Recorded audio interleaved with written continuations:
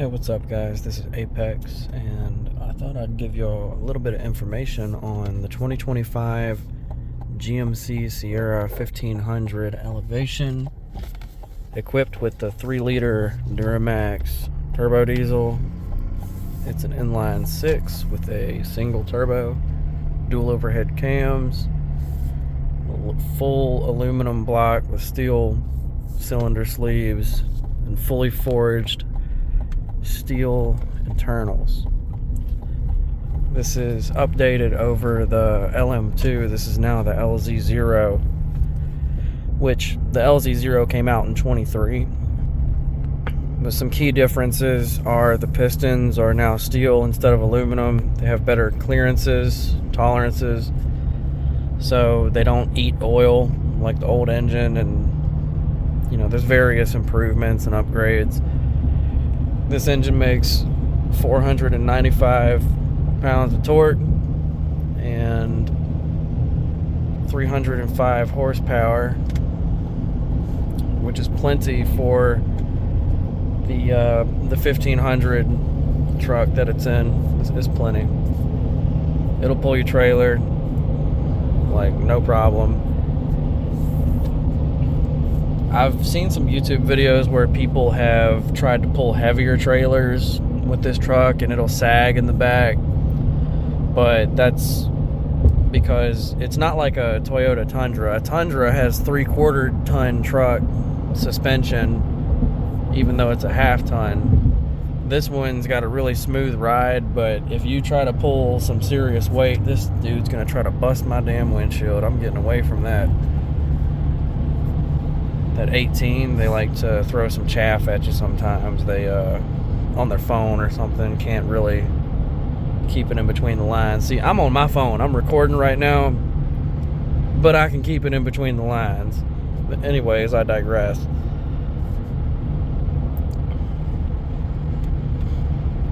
But yeah, it's a pretty good truck. One gripe that I have is it doesn't have a 12-volt port, so if you have like a air compressor or something hiding under your seat, don't count on it to save the day, because it does lack a 12-volt port. But it does have a regular outlet, like you could plug a laptop charger into, like just a regular outlet in the back, and it's got USB and Type-C, dual climate controls, heated seats, cloth seats. Another thing is sometimes these trucks come without a bed liner, which I'm complaining about that, because if I pay this much money for a damn truck, you would think a bed liner would come with it. And running boards. I gotta go out and get some running boards. I'm gonna get some really cool ones that have the LED lights on the side that coincide with your signal and some other stuff, so I'm gonna install those. Those are gonna be pretty tight.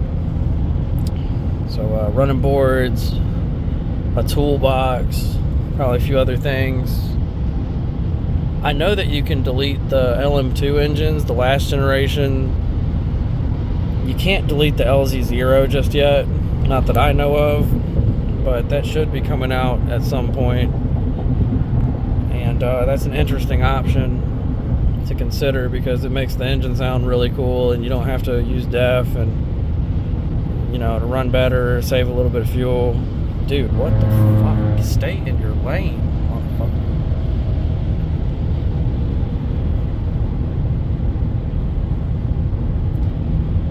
But yeah, I'm thinking about deleting this truck. And I'm keeping this truck because it checks all my boxes. It's a 4-wheel drive. It looks cool. It's black. It looks really cool. It's a diesel. It's good on fuel. And that's one thing. When these trucks are going about 50 miles an hour, maybe 55, 45, whatever, you can get in the mid 40s with your miles per gallon. It's pretty crazy. If you're just paw-pawing this thing around town, maybe going down a highway but not necessarily the interstate, you can get some pretty insane fuel economy if you just take it easy. It's pretty awesome. I've seen upwards of 600 miles a tank. And this isn't a very large diesel tank. I think they're like 22, 24 gallons, something along those lines. It's really not that much. And as far as reliability goes, I had another one of these trucks. I had a 24, and I put 29,000 miles on it. And the only thing that messed up was the shutters on the front for the front grille that block off airflow so that the truck can warm up faster. They were messing up in the cold whenever I drove to Missouri, and the truck was so new they didn't really have a code for it yet or something. So they fixed it at the dealership. But other than that, I mean, the truck it never skipped a beat. You know, it's still really early to tell with these trucks. And they say, oh, never buy a new truck, never buy it the first year, blah, blah, blah. Well, this is the second generation of engine. So I think I'm reasonably safe with this powertrain. And, you know, I drive this I drive this truck for work as well. So I was really familiar with it. I decided just to go ahead and get the same thing I drive at work. This is the truck I drive, as one of my friends put it. Drive it at work, drive it at home. Getting a lot of seat time with this particular vehicle. Now, one cool thing that they put in the 25 models that they didn't have in the 24 is, let me turn on that light. You have a, one second guys, let me put some light on for y'all. You've got physical buttons for your trailer brakes, you gain and you control. They moved the start button over to the left so that they could fit the trailer buttons in, which it's pretty nice. It's pretty nice having that. Let me go ahead and turn this back up. Yeah, it's pretty nice to have that, so that way you don't have to like hook it up and stuff. With the other trucks, they keep it under the rear seat. It's a little plastic bag. They have a quick connect with some wires to where you can use your trailer brake controller and stuff. But I like having it integrated like that. They should have done that on the other model year. I don't know why they didn't. But these trucks, I believe, have a 3.43 rear gear ratio, like the differential, which is a pretty good balance. It's good for towing and stuff. I had the two-wheel drive version of this truck previously, and having the four-wheel drive one, I noticed that it shifts a little bit more, but it likes to keep a lower RPM when driving, which it feels better to drive this one. It just feels better. It's got a little bit more weight in the nose, but this is a pickup truck. You know, it's not a damn Indy car. You can have a little bit of weight in it. It actually feels good, and from what I understand, when you're towing a trailer, it's good to have some weight in the vehicle towing the trailer because it gives you better control. But that's besides the point. But yeah, all in all, I don't really have any complaints about this truck. You know, a few things, like when you get set up with it, when you first get set up, you'll have to go into the options menu and clear out some of the pages, just tweak a few settings. A few things are kind of obnoxious, like the chime volume. I set that to a very minimum. The most it can be minimum is like 30%. That way the chime isn't as loud. You know,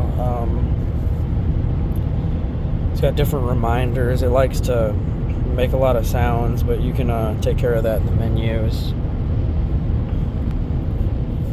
It's a really good pickup truck. It's handsome. It's got really good design, in my opinion.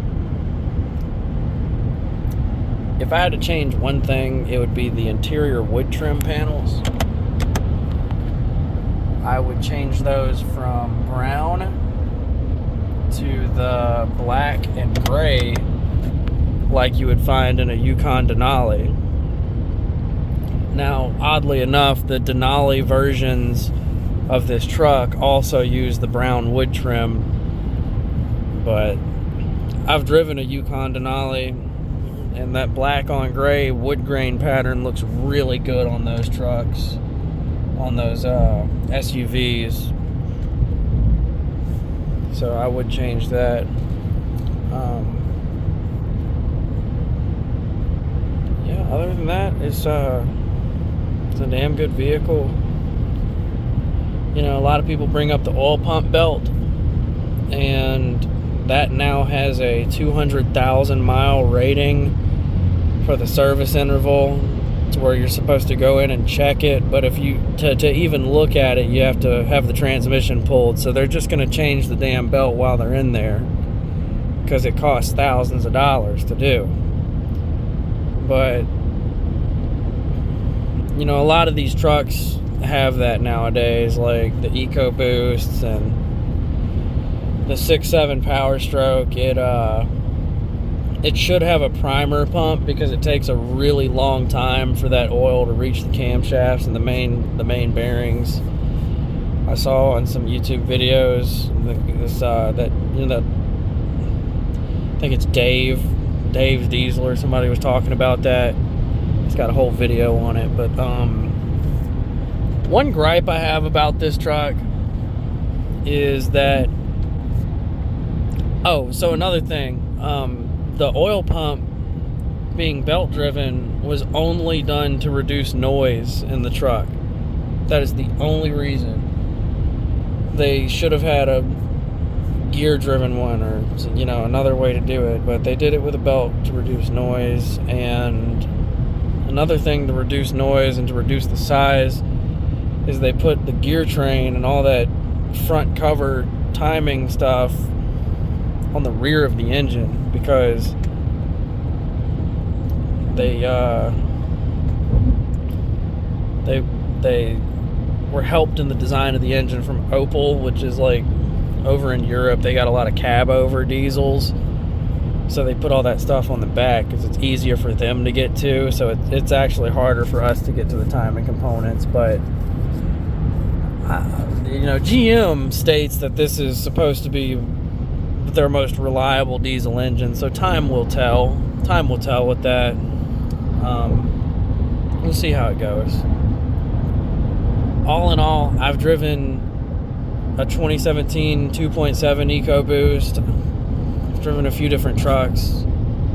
I am pretty partial and biased towards this one because it's just really been impressive to me. I mean, I can pull a damn 14-foot tandem axle trailer that weighs about 6,000 pounds. I can pull it in 10th gear. The truck's not gonna, it doesn't complain about it. I tried pulling that same trailer with a Nissan Frontier, and it didn't like it. So yeah, this is a pretty good pickup truck. Well, that pretty much does it for me, guys. If you enjoyed the video, please leave a like. If you want to see more content, consider subscribing and leave me a comment. We can talk about this truck. I respond to every single one of my comments. I like most of them. I always reach out to you guys. I love seeing that notification that I've got more comments. I love opening up comments. It's like opening up presents. I get to, you know, see what you guys are into and all that. And as always, if you see something you want in life, go get it.